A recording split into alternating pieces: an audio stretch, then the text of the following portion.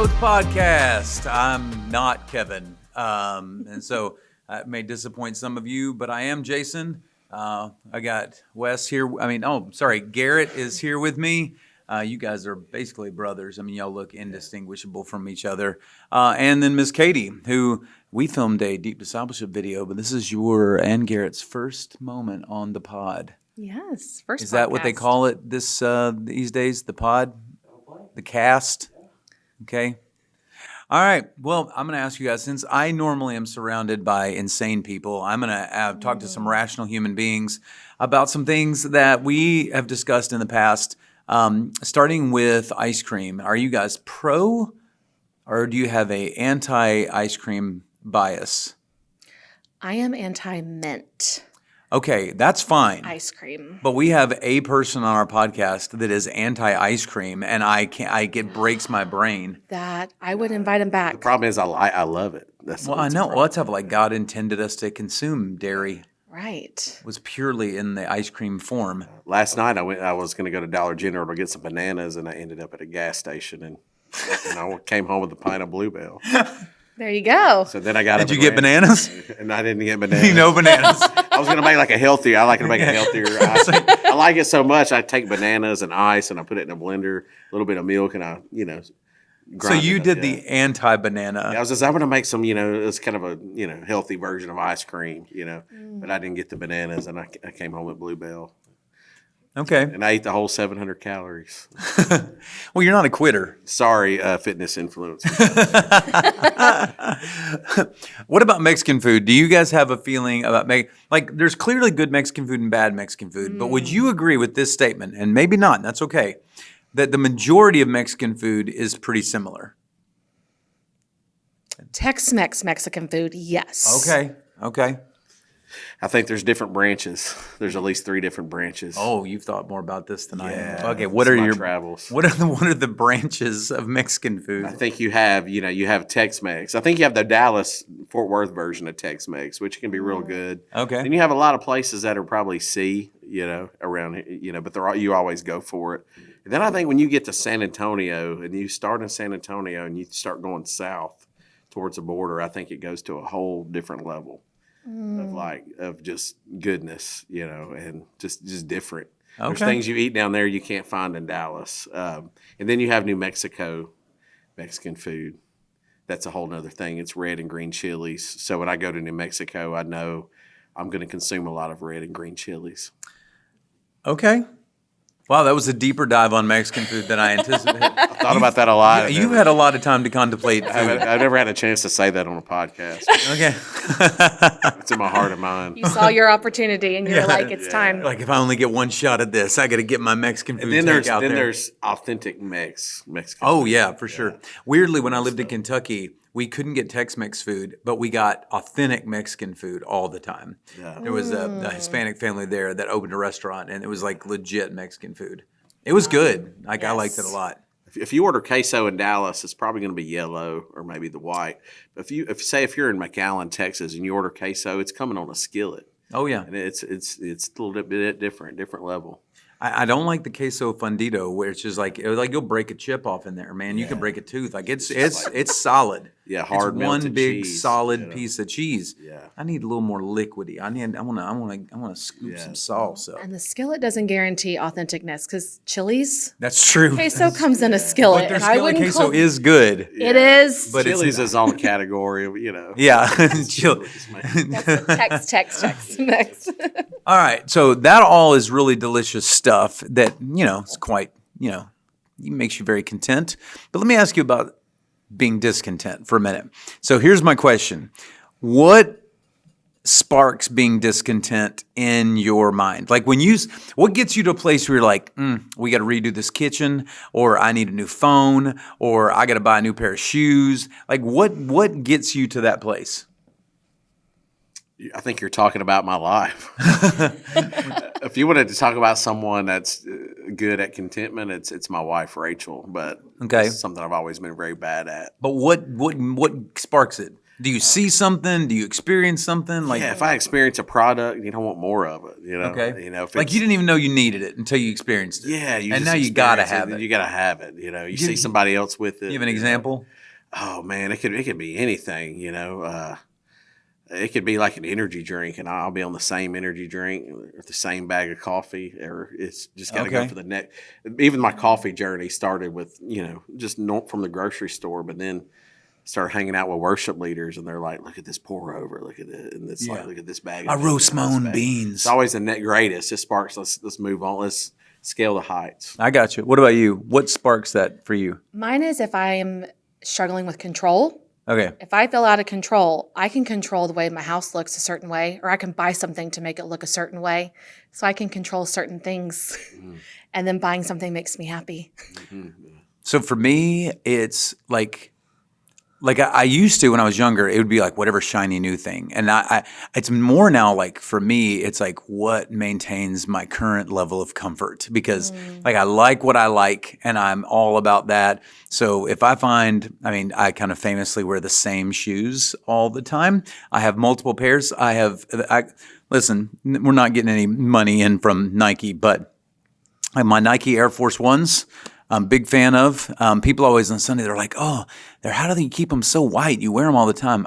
No, I don't. I have 2 pair of Nike Air Force Ones, and one of them are my week-long pair, and the other one is my Sunday morning only pair, and I keep them bad boys at the top shelf of my closet, pull them out on Sunday mornings. But they're comfortable, and so that's what I get.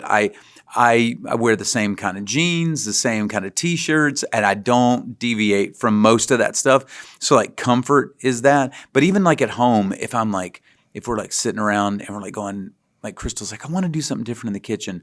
I'm not, that does like, for me, if we're going to all of a sudden realize there's something wrong in our house, Crystal will say something, but then I go, okay, well, if we're redoing this, what makes everything more efficient or more comfortable, or it gets more of like the stuff that I like. And so I start going down that rabbit trail. But it's weird because like I wasn't thinking about anything being deficient until somebody said something. Yeah. And then all of a sudden it's there. So anyway, today we are going to talk about contentment because there's some kind of interesting dynamics around contentment. And I want to talk about a couple of words, and you guys throw in anything you want. You can go in any direction. I know you guys haven't been on the podcast, but I told Katie earlier, we don't script this thing out. So like we just kind of roll with it. But there was 2 words. One of them I think is very commonly associated with contentment, but the other one, not so much. So I'll walk through this and I'd love to get y'all's thoughts on it. So the first word is commitment. Now, I think we tend to view commitment as a burden.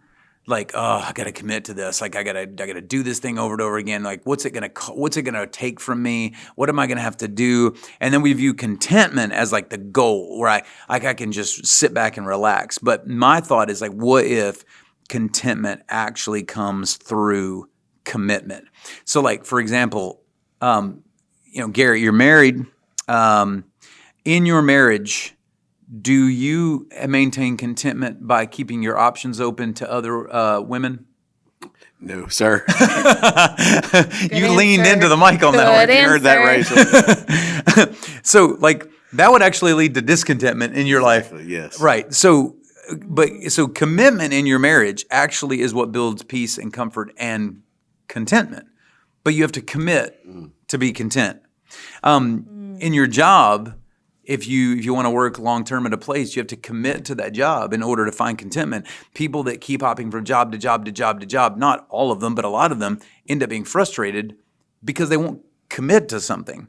Like financially, if you want to be content, you commit to a budget, to practices, to all this stuff. Because when we get outside of them, that gets real bad. Like the desire for more isn't liberating at all. More possessions just means more payments, more maintenance, more storage, more bills, more stress. And so like true contentment is going to come from something else. And obviously we know the answer to that. We'll get to that in a minute. But what do y'all think about the idea of like commitment being tied to contentment? This was a new thought for me as I was digging into this. I've never preached on this or talked about this, but the more and just to tell a little bit like our story, like we used to, like financially, we would spend with no thought of anything. It did not lead us to contentment. getting all the stuff we wanted did not make us more content. It was actually when we started being smart with our money, tithing, giving, like spending according to a budget, was actually when we found contentment and peace. For me, I mean, you guys know, I mean, most people in our church know, for the last 18 months, I was very discontent with my not my physical appearance, but my physical body. I couldn't move the way I wanted to. I wasn't feeling good. I felt unhealthy. And in order to get to a place where I felt content with my health, I had to commit to a process and a plan of how I was going to eat and how I was going to move. So this is kind of what drove my thoughts. But what do you guys think about that? Do you see that connection, or am I nuts? Which those are not mutually exclusive. I might be nuts anyway. I don't think you're nuts. I think from my background, I've worked with special needs for a really long time. And with special needs, routine is so important. So if we would work with a student with autism and we're trying to introduce something new with visuals, that commitment of we're going to do this over and over and over until we all understand it, you do see the fruit from it. And it does lead, it helps. We do see the blessing in that, but it takes that commitment to get there. Yeah, I think there's reward in sticking with something over a long period of time, which is hard for me to do. But I've seen the people that stuck to the same ministry job for years, and just the rewards and the fruit that comes from that. I mean, we know that in marriage. I think with anything, the culture doesn't value commitment. It's like jump from one thing to another. I mean, look at streaming. Look at, I got Netflix. I've watched half of one episode on 10 shows, But there's reward and commitment. I learned that through, running. I've always wanted to run. I'm very bad at it. But this past year, I picked a race like in January at the end of May, and I've never went over 3 miles, because I would move on. But I learned even walking in the middle of it, how that's valuable, just endurance and sticking to it, and the reward it gives you in the long run. The Bible really values that. Yeah. So I think that's great. It's tied together. Yeah.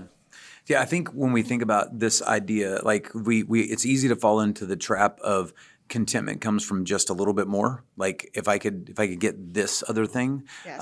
And we have, especially in the Western culture, we're all about that, right? We think more is going to lead us to contentment. And then you have people with a closet full of clothes that stand in their closet, and what do they say? I have nothing to wear. I have nothing to wear. Yeah. We open a refrigerator or a pantry full of food and we go, there's nothing to eat. And what we mean is, there's nothing to wear that I want to wear. There's nothing to eat that I want to eat. We're expressing options, but the reality is having all the stuff hasn't made us more content. It's actually made us discontent. And so there's this concept, 1 Timothy chapter 6, since, I got to do this because we do it on every podcast. This is called What the Bible Says About. So what the Bible says about that.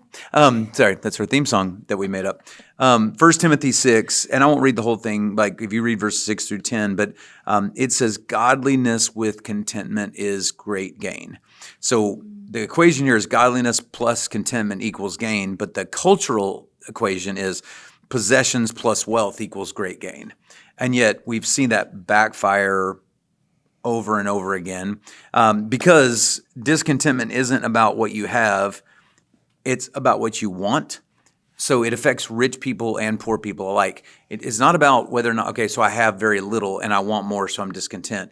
But people who have a lot want more and they're discontent, because it's not about what you have. It's always about what you like. That's right. It's what you want. It's like I want more. I want more. I want more. As a matter of fact, there was a poll done of how much money would bring somebody contentment, and they polled people that made like $40,000, $50,000 up to all the way people in the millions of dollars.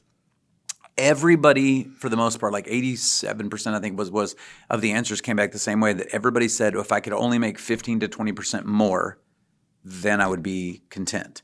Again, so if they're going, if I made $50,000, 60 would get me there. If I made $150,000, 160, 170 would get me there.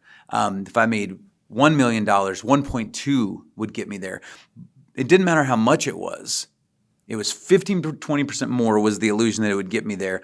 But that's, I think, rooted in like this false belief that if we reach a certain level of income or status, we'll be content. Do you guys see that like in the world? Have you had that struggle in your own life?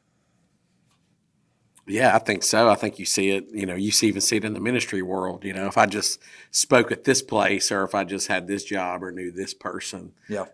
that's even in the material world. I mean, I remember living in a 500 square foot, 1 bedroom apartment when we're newlyweds. And, if we could just get to the 600 square foot apartment, if we could just get to the house, this and that could, I think it comes back to, I'm thinking Matthew 4, where Satan is tempting Jesus in the wilderness, and he's tempting him with appetite. You Yeah. can turn these stones to bread. You can throw yourself off the temple, and the angels will come and rescue you. I think it comes down to your heart of like, does God? Our hearts are meant to be satisfied by God, and so when we're seeking to be satisfied by other things that can't satisfy us, even when we're walking with Jesus, we can say, "Oh, I love Jesus," but we're trying to seek to be satisfied by things that can't satisfy us. I think the immediate, when we're trying to fill that desire for contentment through stuff, through wealth or possessions, we often are trying to do it more rapidly than we were designed for, thinking that that's going to make me content. Like, for example, like practically, Crystal and I have talked about this a ton, but when we were in our 20s, we went to a church in West Kentucky, and we were probably 30 years younger than everybody else. So everybody's home we went to was nicer than ours. Everybody's car we rode in was nicer than ours. And we would constantly compare our life to theirs and go, like, clearly they're content, but we're discontent.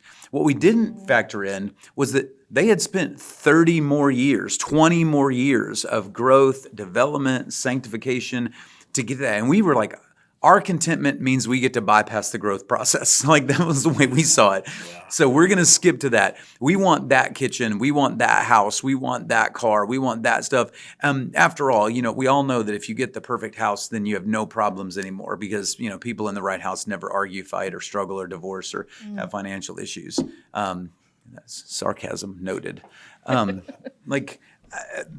So there's just this reality of like the way that we are. Like, contentment is an orientation of our heart. It's not a number, and it's not a bank account. It's anything. So the question that I would have, let me jump to Paul here. Kind of one of the most famous passages of Scripture in the New Testament, Philippians chapter 4. We all know verse 13, and we contextualize that into I can win a fight or a war or a sporting event, and it has nothing to do with any of that. So Philippians 4, and I'll read the beginning and the end, but he says, I've learned to be content whatever the circumstances.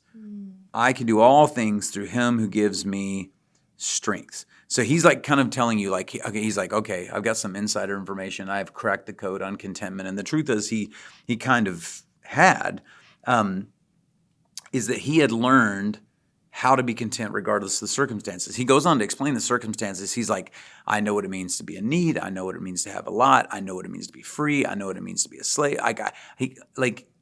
So what's his source of contentment that he gets to in that? Like, I can do all things through Christ. It's not I can be victorious over my sporting foes. It's like I can survive no matter what my circumstances if my contentment is anchored to Jesus. Even if he has to be in prison, which happens. I'm in prison. I mean, I think about being an extrovert and being in prison, man, that would be the worst. Oh gosh. Thing. Yeah. And he said, Jesus is good. I can do all things through Christ. Yeah, we're going to put you in solitary, or we're going to beat you for 3 straight days of it. Bring the beating. Yeah. Bring the beat. Don't put me in solitary. At least that's some excitement, I guess. Right. Or, God's like, hey, you can't dunk a basketball. You're 5'8", but you can be in prison. Yeah. Think about it from this standpoint. Like, when we think about, like, as adults, we've all fallen into this trap, even though we wouldn't think about it, is if I get this other thing, then I'll be content. And I'm not knocking if you want to post a picture of your new house or your new car or stuff like that. I mean, we celebrate those things. We just hope you do it wisely, but never see that as the source of contentment. Like, think of this from a child. Katie, you're around kids. You have a child. Mm-hmm. Do you teach a child contentment by giving them everything they want? Absolutely not. How does that go? Not well, and it leads to a spoiled brat. Yeah, when it does. Absolutely. I mean, but logically, you go, well, they want this in order to be happy. I mean, let's be honest. Culturally, we see this happen all the time. We do. Where people go, well, I'll just give them what they want, and then they'll be content and they'll be happy, and my life will be easier. Why doesn't it work? I think it teaches them, well, I'll just speak to kids right now, and this is adults. It teaches them, number one, that if I behave like that, I get that, but that does not instill good work ethic. That does not instill patience or the understanding of worth and weight. Yeah. That is such a good thing for even as adults. I struggle with that. Like I have to learn the worth and the waiting. Yeah. I mean, we love to throw around the word entitled when we think about like younger generations. People are like, these kids today are entitled. I think everybody's entitled. Everybody. Yes. I mean, we all struggle with the idea of entitlement, right? Like where I deserve, like we don't think of it like this way, but I deserve to get to eat what I want to eat tonight. I deserve to get to go where I want to go. It doesn't matter if I got to max out credit cards. It doesn't matter if I got to do this other thing. What I deserve to have what I want right now. But where does that mindset come from? Because it's not a biblical mindset. Yeah, I think it's driven from a consumer mindset. It's really driven in American culture. Also from sinful nature too. Sure. That drives that. Our hearts and ambitions, get misplaced. Even in the church and following Jesus, we can have the wrong motive, and I'm as guilty as anybody else. But we attach Jesus to it. Well, and I think it can make us feel that like God withheld something from us. Like he's not letting me have this. He's holding it. Right. He's not sharing it with me. Yeah. I'll go back to Genesis 3. I mean, God puts Adam and Eve in the smack in the middle of the garden, gives them everything they need in a place called delight, and is walking with them, and they had everything. And ultimately, discontent is what entered. Yeah. It's like, I'm not content with having everything. I need everything plus more. Plus, it's Yeah. the plus. Yeah, it's the plus that'll get you every time. Yeah, it's a crazy thing, but I just think it's again, going back to the primary point, if we could think about being content in a different way, that my path to contentment isn't about accumulation. My path to contentment is about commitment. Like so what was an area of our life do you think people are most discontent with? Like what is something that you think happens for people? I think you said what area of our life. Yeah, is there an area of life that people tend to be discontent just in the world culturally? Oh, I think, especially in your 20s and 30s, because now I'm entering the big 40, in October. So now the wisdom to pass on down. But I think about me in my 20s, it was always like, what's the next biggest thing? Like I'm a preacher, an evangelist, and so I worked for an organization, a convention, and just in your 20s, you're thinking, well, you go and preach at these churches, and these little older ladies come up to you and say, "You're going to be the next Billy Graham." I think every younger preacher has probably heard that from somebody. Sure. And you're thinking, man, like it's about the stages and big, and knowing this person and that person, and it just breeds this. And you kind of see it in the network. You see it, amongst pastors and you see it in yourself, and then you're in your 30s and you're like, man, when are we gonna have a kid? Like we didn't have our first son till we were early 30s. It's like you see people when you don't have kids, you see people with kids, or when am I gonna have a kid, or when am I gonna live in this house or drive this? I think in your 20s is where it really late 20s is really where it starts. So let's take one of those and use it kind of as an example. Let's take like getting married, growing a family. It's a very real, practical thing. It's a thing that most people desire. You can certainly be single and completely whole, but statistically speaking, the vast majority of people end up married at some point. And so if you think about that, if you don't look at that relationship as the source of contentment, but Jesus is the source of contentment, what commitment skills get you to the place you want to go, as opposed to rushing to some sort of false sense of contentment? What would you have to commit to grow the kind of family that you actually want to grow? I mean, it's those daily spiritual practices. I know that's probably a really easy answer to say on this. The right answer. But like, if I'm not connected to the right source, then I'm going to have discontentment everywhere. Yes, Sure. Because I don't have contentment with the one that actually brings me that. Yeah. So regardless of what stage I'm in, I'm also turning the big 40 this year. Come on, yeah. I'm December, so I'm a little bit younger than you, Me just too. by a little bit. Yeah, let's go. Plus 10. Yeah. Yeah. But like, I really feel, whether it was as a child or in my 20s and currently in my late 30s, that when I'm not anchored into and I'm not connected with the Lord, and whether that's through the word, through prayer, through community, with church, like the discontentment skyrockets in my life. Yeah. 100%. So that commitment of my relationship with the Lord is the first stop every time. Yeah. I mean, think about marriage and you go, like I won't get graphic, but let's use basic biology here. If you're going to have a successful, thriving marriage and an intimate marriage, and I don't just mean sexually, I mean in every way, emotionally, spiritually, physically, all those kind of things, the path to that is not to constantly tell your significant other you're discontent with where you're at. Like it's to go like, how am I going to commit to this person? How am I going to commit to serving their needs? How am I going to commit to growing together? How am I going to commit to personal spiritual growth so that I'm becoming the person that they need to be married to and the person that God has designed me to be?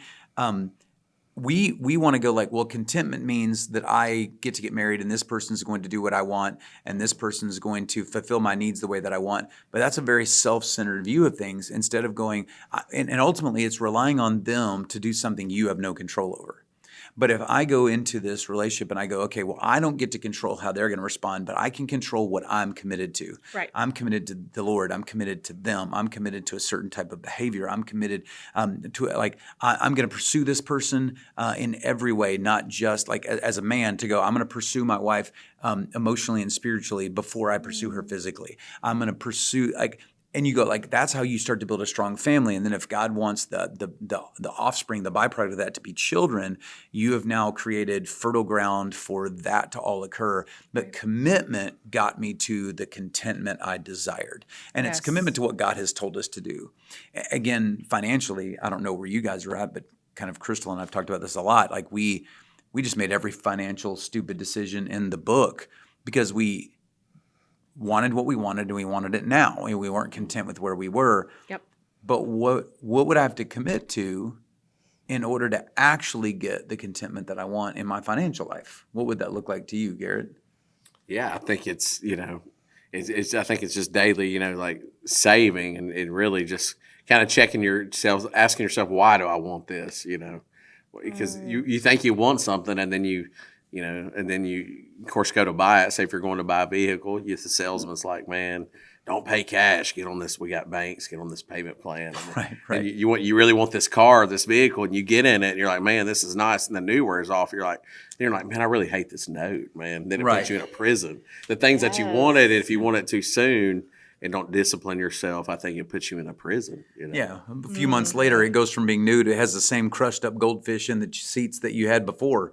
And you're like, man, what is this? It just feels the same. Yeah. Except the payment's twice as big and I'm struggling. Yeah. My wife and I were actually talking about this. Like when you're younger, like in our early 30s, we think, man, a bigger house. But then you think about it, it's like, well, that costs more money to like Bigger bills. And now we're just like, we just want a little house in the middle of the Right. woods or something, so we can be able to do more outside of that. Yes. So this idea of commitment leading to contentment is really kind of leading us into the second word already. And so I'm just going to go ahead and lean into that. It's the one that I think we tend to more talk about when we think about contentment, and that is gratitude is great fuel for contentment. So I have 3 statements that I think would be really cool to be able to declare when you want to have gratitude that leads to contentment. And the first one is kind of leaning on what you were saying. Can we say, I have enough? Like, I mean, what are we really lacking? Anybody here struggling with clothing, food, place to live, anything like that?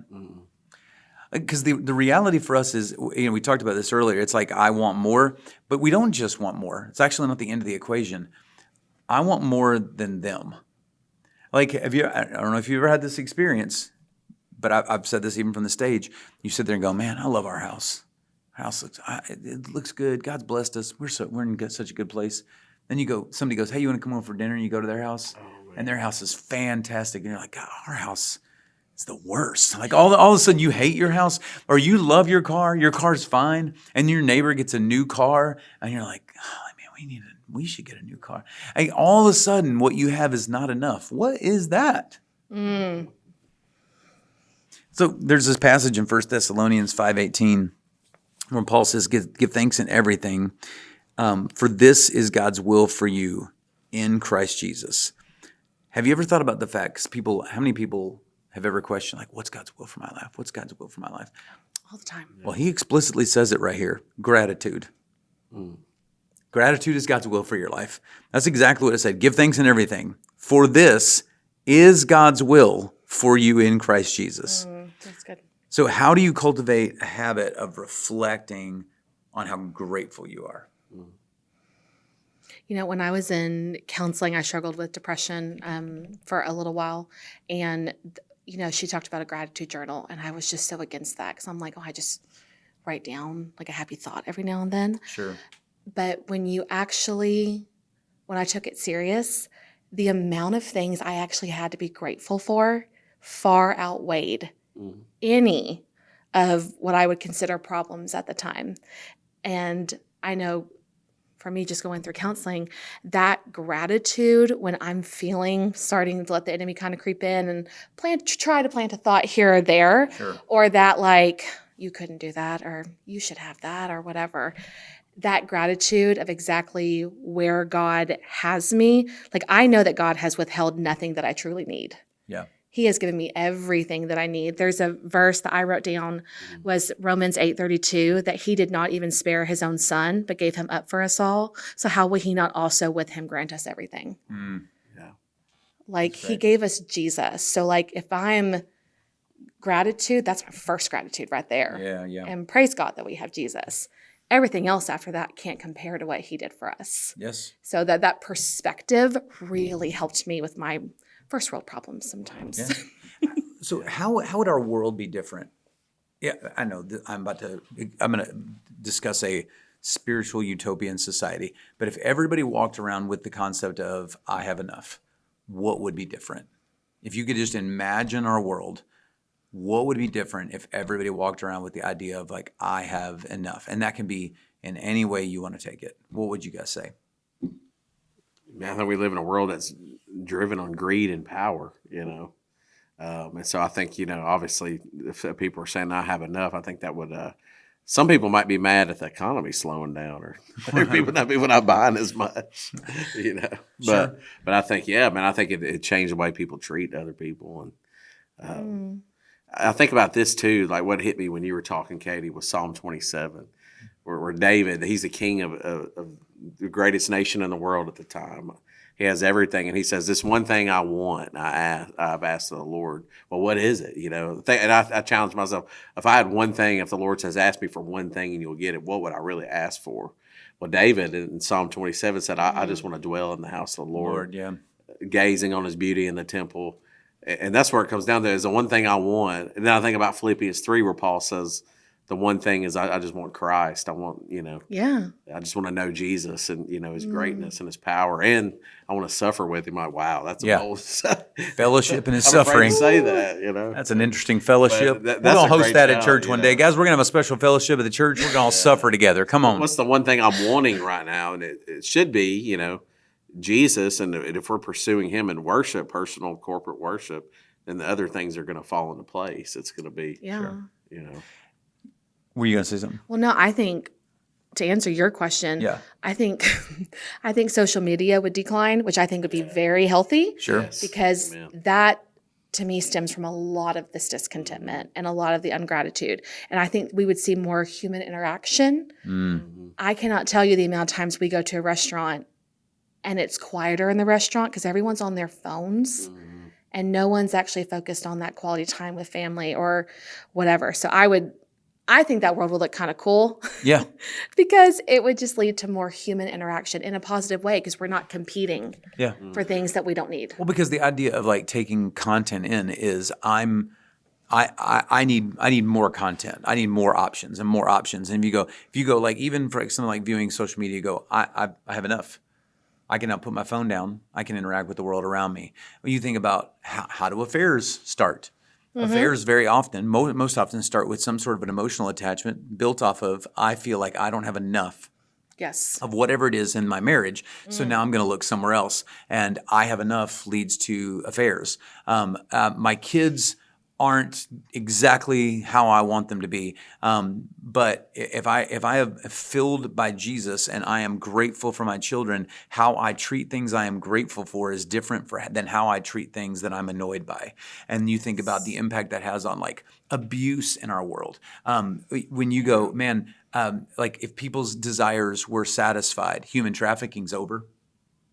Like I know I'm taking this in a much more broad scope, but like that's right. human trafficking exists based on the people going, my desire deserves to be met in a bigger way than it's being met right now. But if those people are going, I have enough fulfillment in my life, I don't need to do this horrible thing. If people, again, just to go down this path, pornography is a rampant part of our culture. We don't even hide it anymore. We celebrate it, and people get on things like OnlyFans and put everything out there in the middle of everything. And you go, but that would come to an absolute end if every person was going, no, my need for intimacy is satisfied in God and in my biblical marriage. I have enough. I don't need to go looking for those other things. So like for me, it's more than just what it does to my household.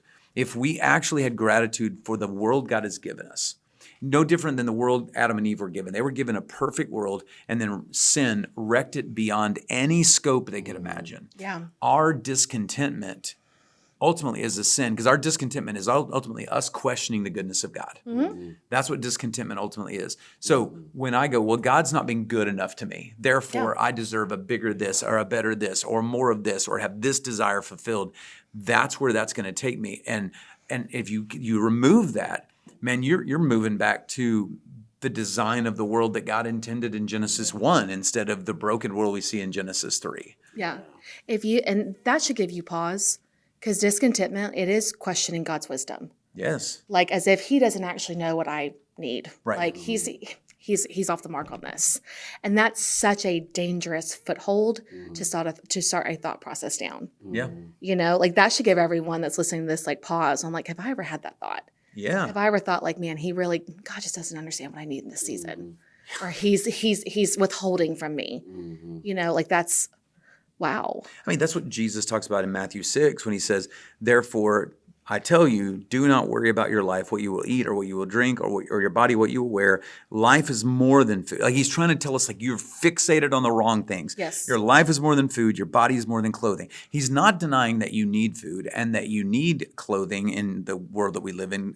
But he's saying you're thinking this is the thing that brings you contentment.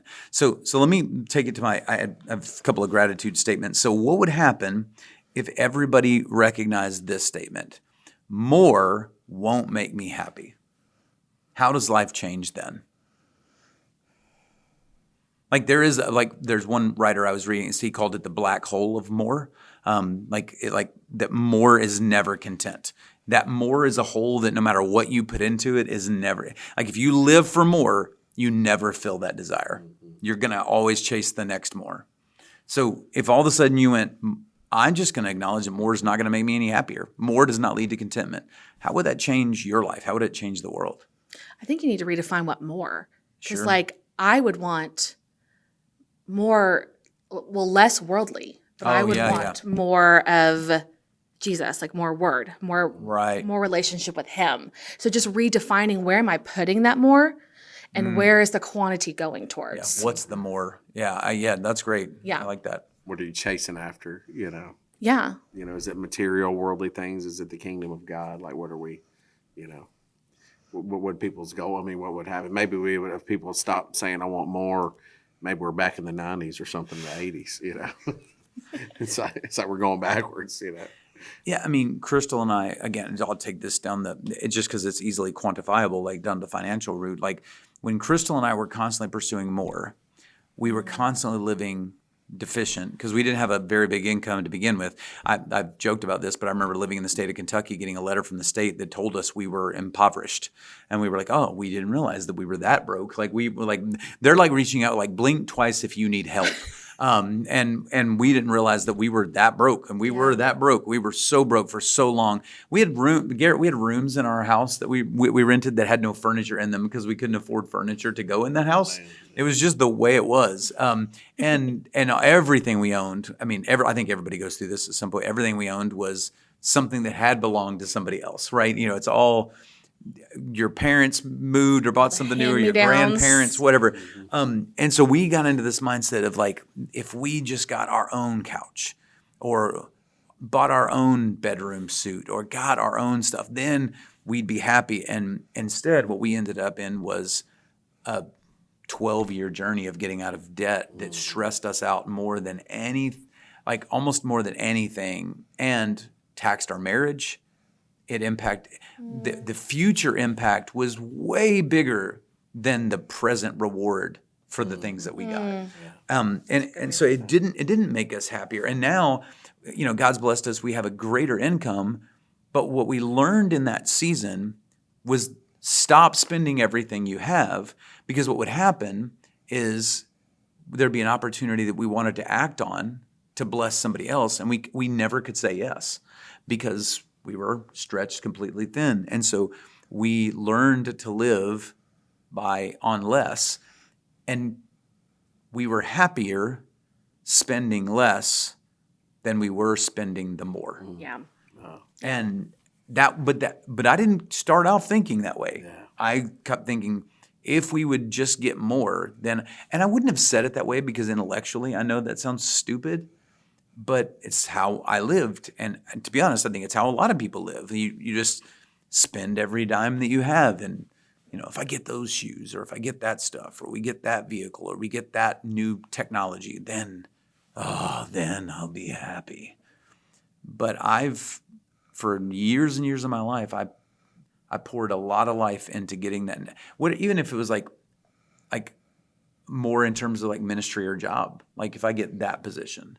Yes. You know what I found out moving into positions that were, and I don't love this, but you know, in the church world, like a lot of businesses, whether I like it or not, a lot of people view it as a hierarchy, like a ladder you climb. Yes. By the way, I just want to say, for the record, I don't believe it's a ladder you climb. I think some people are called to certain ministries for a reason, and that doesn't negate or diminish their importance. Mm-hmm. But there was a season in my life where I thought, well, if I climb this ladder, then I'll be more content. Mm-hmm. And what I found was the more I climbed the ladder, the more responsibility and stress it came with. I mean, I've always wondered, did King David ever sit, when King David was sitting having to like hold court for hours and hours and hours as king, did he ever sit there and go, man, I'd love to be a shepherd again for a little bit? You know, it's so convinced when you're a shepherd, if I was king, what that would be, that'd be so great. And then he gets to be king and he's like, I would love to be with sheep at this point. Yeah, he's got so much stress he can't sleep at night. Absolutely. I've said that. I was like, you know, there's nothing at the top of the ladder, really, because there's no ladder. You know, It's like, I mean, how do we miss it when Jesus said, "The greatest among you shall be a servant"? You know, I think about 1 Peter, shepherd the flock of God among you. You know, it's about people, and then somehow we make it about platforms and climbing, and there's nothing there really. So there's true. Nothing.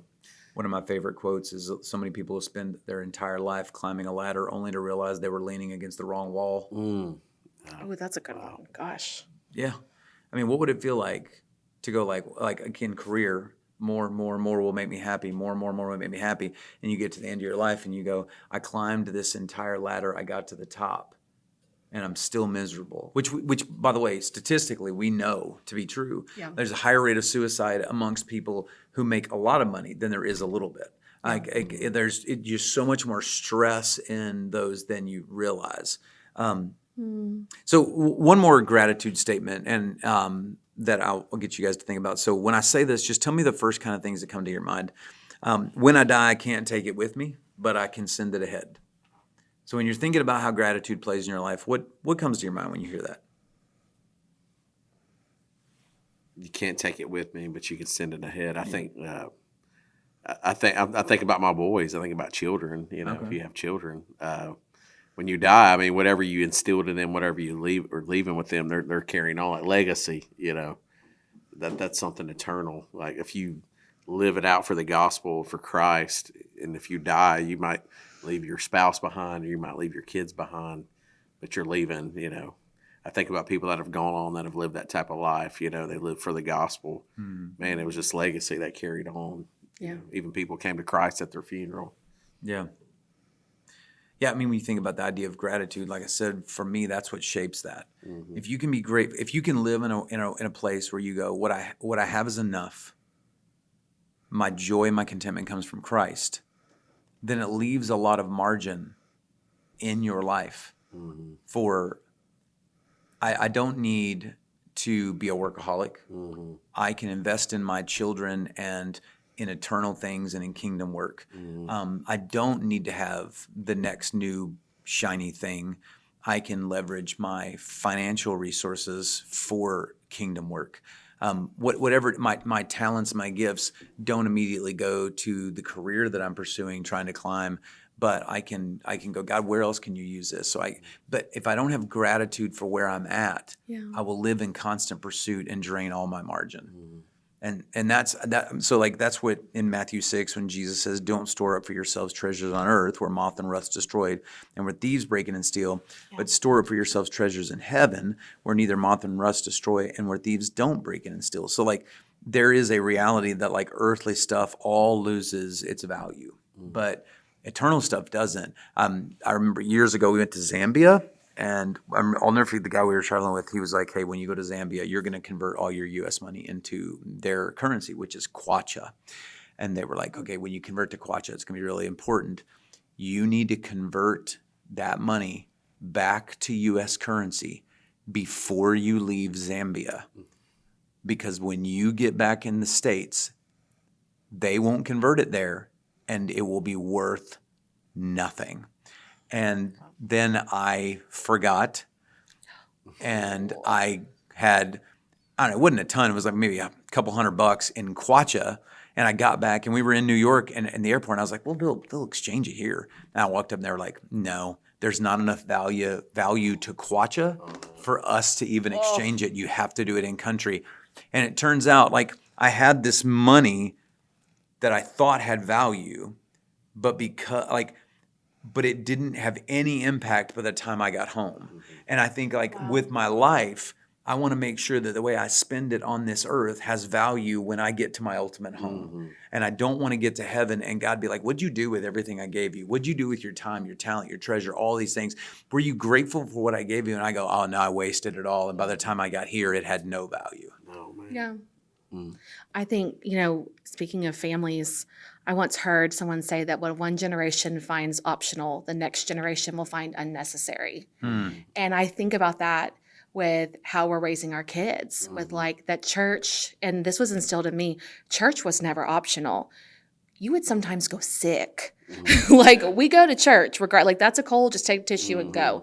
But like I remember that, and I'm so thankful that that was instilled, that like there are going to be certain things that we want to raise. Our son's name is Jack in, that some of these things, they are optional. It doesn't matter. But some of these things have to be required. Like we are going to, it's not optional. If we want to live a life the way that Christ gave us and the way he calls us to, then some of this is non-negotiable for us. Yeah, absolutely.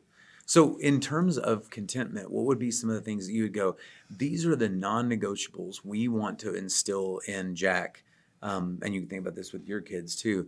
Like if discontentment is a part of your life, what are the things you want to instill in them and in others that would help them find contentment?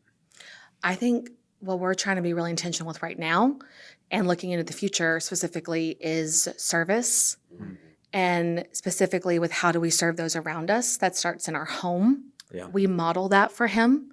I want to serve my husband, not because Josh asked me to do something, just because I love my husband. Yeah, And I want Jack to see that modeled for his future relationship. absolutely. And Josh and I are not perfect. We have had many intense fellowship moments in front of Jack. That's a great way to put that. But we also try and also post show that unity and that Yeah. forgiveness, and that we're not your mom and dad. We're not perfect. We don't ever want you to think that, Sure. because we're going to let you down every single time. Yeah, yeah. But it's in serving, but it's also in plugging into the church. Jack is going into youth, so his Sunday mornings are about to start looking different. But he was like, hey, I think I want to serve in kids on Sunday. And I'm like, oh, I've got a spot for you. Yeah, for Yes. sure. But I love that the Holy Spirit was already working on his heart. And like, I'm here and I want to not just be a participant, but a contributor. Yeah. I want him to somehow feel the want to contribute to things, because God's given him such a good spirit of kindness and compassion. So for us, that's a big deal. Yeah, when you think about contentment, you triggered a thought in my head. I think one of the things that impacted my kids so much, and just like you guys, I mean, they saw plenty of good and bad in Crystal and I, and we had deep fellowship moments also, or intense, however you put that. Intense. There's two Fellowship. types of deep, intense fellowship. You're either fighting or you're loving. Okay, well, we've done both. If you're loving, lock the door. Even Yes. Yes. But one of the things that I think really helped with contentment in our home in the last 10 years has been foster kids. When you are living in a place where you're like, oh, I don't have enough, I need more, and then you bring kids into your house that have never had necessities, not wants, but they have. I mean, we've had kids they call it failure to thrive, which is a fancy way to say they were starving to death. So they're not even getting, like babies not getting food. Kids show up and they go, hey, we're bringing clothes to you. And like one of them, they showed up, it was a plastic sack of there was a shoe, a shirt, and a bathing suit cover up. And that was it. And you're like it's amazing what you can learn about gratitude. Yes. It's amazing what you can learn about contentment by truly getting a picture of someone who does not have. And then you go, I am now grateful for what I have. I feel way more content than I did 30 seconds ago, because sometimes God just kind of, sometimes in the Collins family, I'll say this about me, the rest of them are pretty smart. I'm not the brightest bulb. So sometimes God has to, I grew up in church as a kid, and we always sing out of the hymnal. Do you guys remember that song, He Touched Me? He touched me, oh, he touched me. And it sounds so pretty and sweet, like God's tapping you on the shoulder and be like, hey, Jason. songs you have to retire in the 21st century. Yeah, no joke.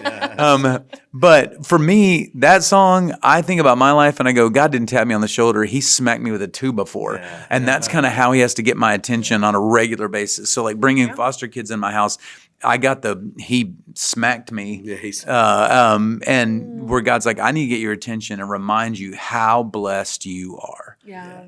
So super, super important. So if you think about this as a whole, we talked about two predominant words that kind of fuel our contentment. One was commitment, one was generosity. If you were kind of wrapping this up, Garrett, and if you got some other stuff that you wanted to share, you feel free. But like, what if anything do you take away from this? Man, I think it's super convicting. When I was asked to come talk about contentment, I'm like, I'm probably the worst person. But I think it's like, it's the things that God's teaching me lately. Yeah. Of just being, we're just living in a ministry. We have a ministry nonprofit, and we've been learning to live by faith the last 4 years. And You guys are doing like a manna from heaven kind of deal. yeah, it's like water. God splitting the rock and making water come out. Yeah. And like, hey, we got to do some fun things today. Let's just go to the RV store so we can look at RVs and not buy anything, but it's like find free things that are fun for kids. Sure, to do, yeah. I love that. We got to walk around Walmart, but we can't get anything. No, it's just in a season of living by faith. And when we stepped out on faith 4 or 5 years ago to do full-time evangelism around the nation. I'm thinking visions of grandeur, like all the places you're going to go, and sure. And God has opened up some awesome doors, and we've been at places we never thought we'd go. But then there's also seasons of being in the desert that we didn't calculate that God's going to use to grow us. Seasons in the wilderness, or if we're talking about Joe's of the pit, like, oh man, I didn't think I'd be in the pit, or days where you're just like so discouraged, you're like, man, I don't know how God's going to meet this need or do this, and then when you're at your worst point, I walk out to the mailbox at noon, and then there's a check in there. I didn't know where that was coming from. So God's like, hey, you've been preaching for so many years. We never had to worry about any of that, about living by faith, but now you're really having to live it, And so you cling to those stories, of the Israelites in the desert, and they're complaining about God. God, gives them something to drink, and then, no, we're hungry. We had food in Egypt. And he's literally making bread fall out of heaven, like rolled house rolls fall out of heaven. And you're like, oh, but and then you get hungry again. You're like, oh God, you start complaining again. So I was like, man, I don't want to be like the people in the wilderness. It is interesting. Like what you just said was so impactful. Like the idea of like you went into this, and even though you did it for a lot of good reasons, there's still this human part of us that goes, if I do this well, succeeding is going to look this way. Like we always have this picture. I mean, I remember as a young worship leader, I was just like, one of these days, Chris Tomlin, I'm coming for you. Like, I'm going to be the next big guy on a big stage with, 100,000 people gathered in worship. And that was my image of of the only version of success. Yeah. And yet the reality for all of us is that we have to start finding contentment and going, if God called me to a little church in the middle of nowhere, which has happened in my life a couple of times, and I do what I'm called to do there, and I'm grateful for what God's given me there, and I'm obedient to what God's called me to do there, that's my contentment. Yeah. It's not the size of the audience, and it's not the size of the stage, it's not the platform I'm on. And you get a glimpse of that in Hebrews chapter 11. And we love reading, people love reading this chapter. We call it the Hall of Fame of Faith. And there's all these great stories. And it's kind of like what you're talking about. It's like these visions of grandeur. I'm going to shut the mouths of lions and put foreign armies to flight. And I'm going to do it. Yes. And you're like, yes, I want that. But then here's the other part. He says, others were tortured, not accepting release, so that they might gain a better resurrection. Others experienced mockings and scourgings, as well as bonds of imprisonment. They were stoned. They were sawed in two. They died by the sword. They wandered about in sheepskin and goatskin, destitute, afflicted, and mistreated. And you go, wow, that sounds like failure. That doesn't sound like success. That doesn't sound like the achievement I'm looking for. But the next verse to me is the kicker. And the world was not worthy of them. He's going, man, in that space, they were content and anchored to the right things. Yeah. And I go, man, we all go, I think I can pursue contentment if I get everything I dreamed of. But can we embrace contentment if we had to go through the hardest suffering and still be okay? Could we live a life where they would go, and the world wasn't worthy of them? Man, what an incredible statement. And that's what made me think of when you were saying that. Just the one story real quick. Sure. When I first got into this, it was, I had, and I felt like I was networked pretty well, but this is what God taught me. It's like, there was a camp that's probably one of the largest in the world that I always dreamed about going to. It's like, well, maybe they'll book me. And so my very first year, I got booked by a church it was a camp of 20 kids, and it was at a little retreat center down the mountain from this other. And You're literally preaching in the shadow of your dream. Like, I'm still friends to this day, but I mean, there's 20 kids, and then I'm in the Canyon Breeze Hotel. That's a motel. Sounds like a nice one. Yeah. Those, what do you call those, wood paneling walls? Right. And Rachel and the boys come to visit. They're like, where are you at? And so, what I've learned what I'm content with is like, God, there's no small in the eyes of God in the kingdom world. There's no church, there's no ministry opportunity that's small. Like even if it's one person at Walmart, it's big. He can do more with those 1 or 10 people. He can do just as much. It's the same as it is with 5,000 people. Yep. And eventually I got to go to that place years down the road, but I remember, can I be a different version of you? Yes. Can I share the gospel with these 20 people and be just as content that I'm not at this huge place up the road? I'm down the mountain from it. Yeah. Can I be just as content? Because that's just as big to God as what's going on there. So. That's really good. Katie, what do you take away from this today? For me, like the heart, I wrote this down. The heart that forgets God's blessing will always find reasons to complain.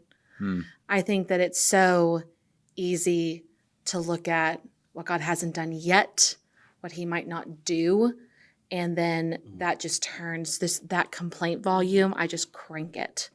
So just learning how to rest in the blessings, learning into rest what he's given me, what he's wisely given me, and what he's not wisely given me, because I wasn't ready or whatever. I had to, a couple of years ago, was approached about a job and had to turn it down.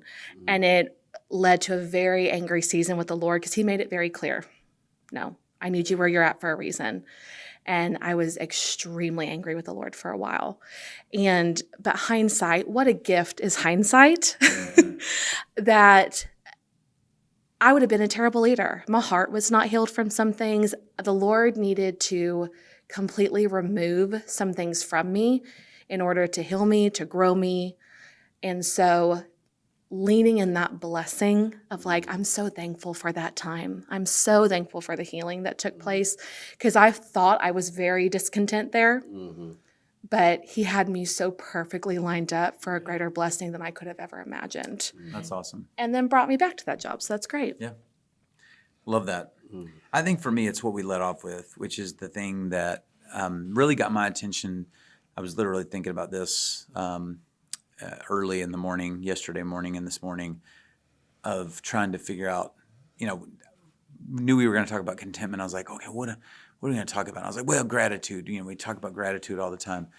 The idea that commitment, and I started thinking about this a lot in my life, is the key to contentment, sounded so polar opposite to me.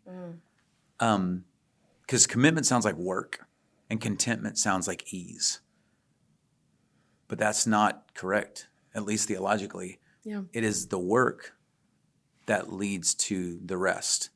It is, I pursue God so I can rest in him. I am sanctified. I do the work of discipleship so that I can take comfort in God. I do the work of managing my finances through biblical stewardship so that I don't live in a place of stress and discontentment. I do the practices that I need to do for myself, and it's different for a lot of people, to be physically healthy, mentally healthy, emotionally healthy. And those are things that I've had to get really locked into, because my idea of contentment before was, if I can sit around and do absolutely nothing and not move at all, then that's contentment. But it actually didn't lead me to contentment.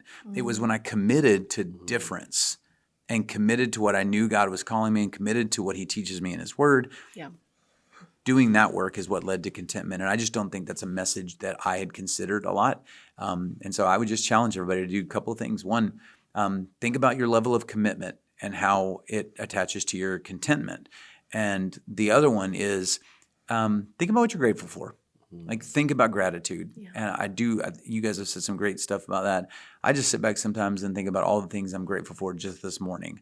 Like, I'm sitting here right now. I'm grateful to have both of you in my life. I'm grateful Parker's sitting there off camera. He's a good friend of mine. I'm grateful that we have technology that I couldn't explain to you fully how these things even work, and yet it's going to go on the what's the World Wide Web? Is that what it's called? And then it's going to be broadcast somehow around the world, and God's going to be able to use it in weird ways.